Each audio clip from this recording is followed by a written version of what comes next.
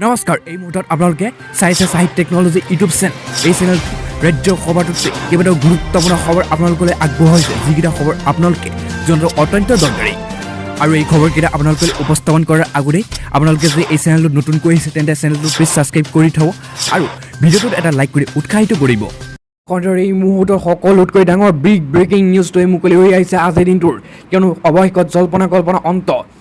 কৃষক নেতা অখিল গগৈ বৰ্তমানৰ বিধায়ক অখিল গগৈ ইতিমধ্যে জামিন লাভ কৰিছে আৰু ইতিমধ্যে চাবুৱা গোচৰত দোষমুক্ত আছিল অখিল গগৈ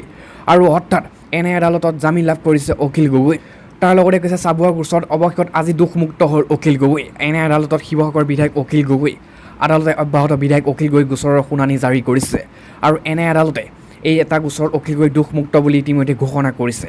চাবুৱা থানাৰ গোচৰত দোষমুক্ত অখিল গগৈ চানমাৰী থানাৰ আন এটা গোচৰ শুনানি চলি আছে এন আই আদালতত আৰু চাবুৱা আৰু চানমাৰী থানা দুটা গোচৰত অভিযুক্ত হৈ দীৰ্ঘদিন ধৰি কাৰাৰুদ্ধ হৈ আছিল অখিল গগৈ কিন্তু অৱশেষত জল্পনা কল্পনা অন্ত পৰি অৱশেষত এন আই গোচৰ শুনানি জাৰি কৰিছে আৰু এই শুনানি অন্ত অখিল কৃষক নেতা অখিল গগৈ বৰ্তমানৰ শিৱসাগৰ বিধায়কগৰাকীয়ে দোষমুক্ত হৈছে এই এন আইৰ ভয়ানক আদালতত আৰু ইয়াত কৈছে যে অখিল গগৈ উপৰিও দোষমুক্ত বুলি ঘোষণা কৰিছে আন দুজন ব্যক্তিক আৰু জগতজিৎ গোহাঁই আৰু ভূপেন গগৈলৈকে দোষমুক্ত ঘোষণা কৰিছে এন আই আদালতে আৰু এই মুহূৰ্তত সকলোতকৈ ডাঙৰ বিগ ব্ৰেকিং নিউজ কিন্তু অসমবাসী ৰাইজৰ এটাই প্ৰশ্ন উত্থাপিত হৈছিল যে অখিল গগৈ কেতিয়া জামিন লাভ কৰিব কিন্তু বৰ্তমান অৱশেষত অখিল গগৈ জামিন লাভ কৰিছে কিন্তু এন আই আদালতত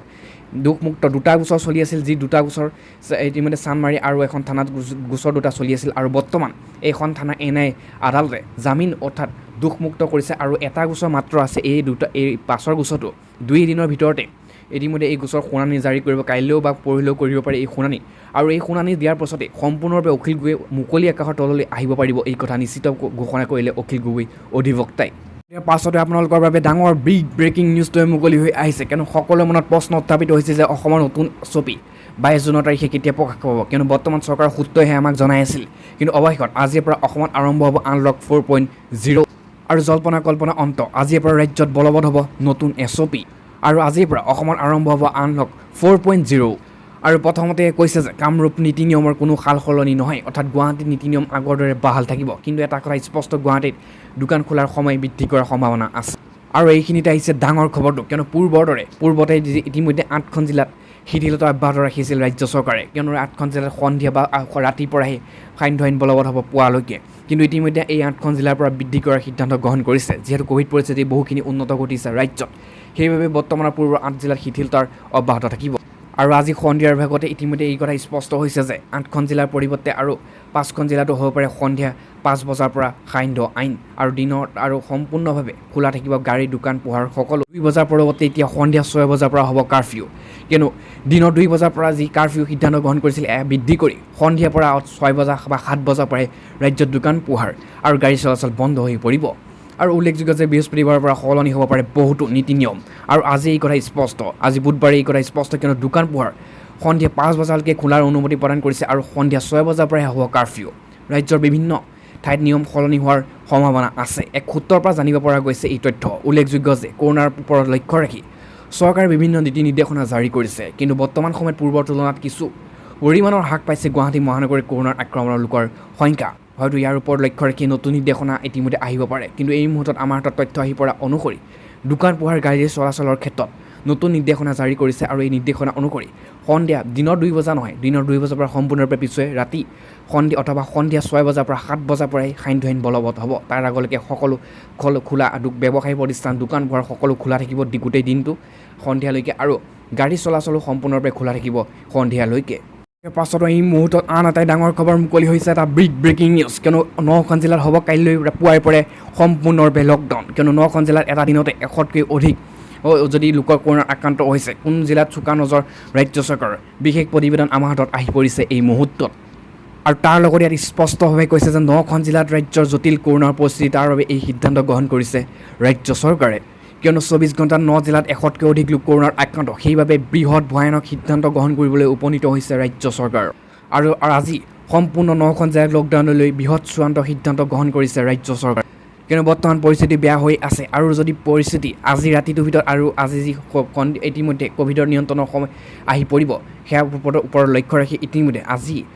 ৰাতিয়ে সিদ্ধান্ত গ্ৰহণ কৰিব আৰু পুৱা 5 বজাৰ পৰা ইতিমধ্যে সম্পূৰ্ণৰূপে 10 দিনৰ বাবে পৰিস্থিতি বেয়া হ'লেই গাঁও বা অঞ্চলভিত্তিক সম্পূৰ্ণৰূপে লকডাউন দিব ৰাজ্য চৰকাৰে। কিন্তু বৰ্তমান এই মুহূৰ্তত ৰাজ্যৰ 9খনকৈ জিলাত জটিল হৈছে কৰোনাৰ ভয়ংকৰ পৰিস্থিতি। আৰু মাত্ৰ 24 ঘণ্টাত কৰোনাৰ পজিটিভিটি হাৰ ইতিমধ্যে 100% কৰোনাৰ পজিটিভ লোকৰ সংখ্যা 100কৈ বৃদ্ধি পাইছে কৰোনাৰ আক্ৰান্ত ৰোগীৰ সংখ্যা। তাৰ বাবে এই সিদ্ধান্ত গ্ৰহণ কৰিছে। সন্ধিয়াৰ এই মুহূৰ্তত অতি গুৰুত্বপূৰ্ণ এটা বহুতে ডাঙৰ ব্ৰেকিং নিউজ মুকলি হৈ আহিছে। কিন্তু ৰাজ্যৰ এইসকল লাখ লাখ মহিলাৰ এতিয়া বিপদ আহিছে। এই কথা মুখ্যমন্ত্ৰী হিমন্ত বিশ্ব শৰ্মাই নিজেই কৈছে। কিন্তু মাইক্ৰ' ফাইনেন্সৰ ঋণ মাফে বিপদ মাতিব এইসকল মহিলাক। আৰু তাৰ লগতে কৈছে যে প্ৰতিশ্ৰুতি মতে হিমন্ত বিশ্ব শৰ্মা চৰকাৰে ঘূৰাই দিব মাইক্ৰ' ফাইনেন্সৰ সকলো ঋণ। কিন্তু ভৱিষ্যতে কিন্তু আপুনি নাপাব কোনো ঋণৰ চৰকাৰী আঁচনি। আৰু আজি অৱশেষত মুখ্যমন্ত্ৰী হিমন্ত বিশ্ব শৰ্মাৰ স্পষ্ট মন্তব্য, প্ৰতিশ্ৰুতিমৰ্মে মাইক্ৰ' ফাইনেন্সৰ ঋণ উভতাব চৰকাৰে, কিন্তু এটা চৰ্ত। আৰু যিসকল মহিলাই সমূদায়ৰ ঋণ চৰকাৰে উভতাব তেওঁলোকে ভৱিষ্যতে আৰু ঋণ নাপাব, এয়া কথা স্পষ্ট। কিয়নো RBI যি গাইডলাইন জাৰি কৰিছে এই গাইডলাইন অনুসৰি তেওঁলোকৰ একাউণ্ট পৰিণত হ'ব NPA একাউণ্টলৈ। আৰু তাৰ লগতে সময়মতে যিসকল মহিলাই ইতিমধ্যে ঋণৰ কিস্তি দি আহিছে এই মহিলাসকলক ইতিমধ্যে উদগনি দিব ৰাজ্য চৰকাৰে। আৰু লখিমপুৰত আজি এই স্পষ্ট ঘোষণা ৰাজ্যৰ মুখ্যমন্ত্ৰী ডক্টৰ হিমন্ত বিশ্ব শৰ্মাৰ। আৰু এই মহিলাসকলৰ বাবে এই বৃহৎ ঘোষণা কৰিছে মুখ্যমন্ত্ৰীগৰাকীয়ে। কিন্তু মুখ্যমন্ত্ৰী হিমন্ত বিশ্ব শৰ্মাই আকৌ এবাৰ ভাবি চাব দিছে, কিয়নো যদি মাফ কৰি দিব কিন্তু ভৱিষ্যতে কোনো চৰকাৰী আঁচনি আৰু বেংকৰ পৰা ঋণ নাপাব এইসকল মহিলাই। লাখ লাখ মহিলাই যদি ঋণ ঘূৰাই দিব নালাগে তেন্তে এই কথা স্পষ্ট। ইয়াৰ পাছত এই মুহূৰ্তত আন এটা ডাঙৰ খবৰ মুকলি হৈ আহিছে, এটা ব্ৰেকিং নিউজ। কিয়নো ৰাজ্যৰ এইসকল পৰিয়ালৰ সন্তান দুটাতকৈ অধিক তেন্তে আপোনাৰ এই পৰিয়ালৰ পিতৃ মাতৃয়ে লাভ কৰিব 1 লাখ টকাকৈ নগদ পুৰস্কাৰ ধন। আৰু ৰাজ্যৰ এজন মন্ত্ৰীয়ে কৰিলে বৃহৎ ঘোষণা। তাৰ লগতে কৈছে যে মন্ত্ৰী এজনে তেওঁলোকৰ সমষ্টিৰ সৰ্বাধিক সংখ্যক শিশু থকা অভিভাৱকসকলক বাবে অভিভাৱকক নগদ 1 লাখ টকাৰ ইনচেণ্টিভ ঘোষণা কৰিছে। তেওঁ এই পদক্ষেপৰ উদ্দেশ্য হৈছে নিম্ন জনসংখ্যা থকা মিজো সম্প্ৰদায় ইতিমধ্যে জনসংখ্যা বৰ্ধিত উদগনি দিয়াৰ। অৱশ্যে ক্ৰীড়া মন্ত্ৰী ৰবাৰ্ট মিভিয়ামে ৰয়তে কৈছে যে আৰু এই মন্ত্ৰীগৰাকীয়ে কৈছে নিম্নতম শিশুৰ সংখ্যা উল্লেখ কৰা নাছিল। ঘোষণাটো এনে এটা সময়ত আহিছে যেতিয়া দেশৰ বহুতো ৰাজ্য জনসংখ্যা নিয়ন্ত্ৰণক নীতিক সমৰ্থন কৰি আছে। আৰু ইয়াত কৈছে দেওবাৰে পিতৃ দিৱস উপলক্ষে মন্ত্ৰীগৰাকীয়ে ঘোষণা কৰে তেওঁৰ মতে তেওঁৰ আইজলৰ পূব 2 বিধানসভা সমষ্টিৰ সৰ্বোচ্চ সন্তান থকা পুৰুষ বা মহিলাক 1 লাখ টকাৰ নগদ ইনচেণ্টিভ টকা দিব। আৰু তেওঁ সোমবাৰে এক বিবৃতিত কৈছিল যে এজন ব্যক্তি এখন প্ৰমাণপত্ৰ আৰু ট্ৰফি দিয়াৰ হ'ব। সম্ভৱত ইনচেণ্টিভ পুত্ৰৰ নিৰ্মাণ পৰামৰ্শদাতা কোম্পানীয়ে বোজা বহন কৰিব। আৰু মন্ত্ৰীজনে কৈছিল যে মিজো সম্প্ৰদায়ৰ জনসংখ্যা বৃদ্ধিৰ নিম্নহাৰৰ চিন্তা বিষয়। কিন্তু মিজোৰামতো বহুতো মিজো জনজাতি বাস কৰে আৰু অৰুণাচল প্ৰদেশতো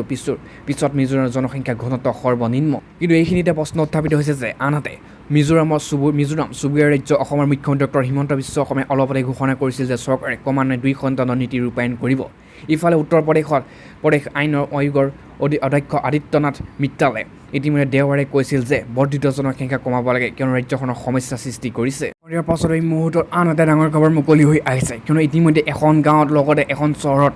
সংঘটিত হৈছে ভয়ংকৰ ঘটনা। 29 টকীয়া অংশ লোৱাৰ পিছতে এখন গাঁৱত কৰোনাৰ গণসংক্ৰমণ দেখিবলৈ পোৱা গৈছে। পলাই যোৱা কৰোনা ৰোগীক ধৰিয়ে নিলে হস্পিটেললৈ। আৰু ইয়াত দুধনৈ এখন গাঁৱত 18গৰাকী পুৰুষ মহিলাৰ দেহত ধৰা পৰিছে কৰোনাৰ অৱস্থিতি। তাৰপিছতে 29 টকীয়া অনুষ্ঠান অংশগ্ৰহণ কৰাৰ পিছতে গাঁওখনৰ বৃদ্ধি পালে গণসংক্ৰমণ।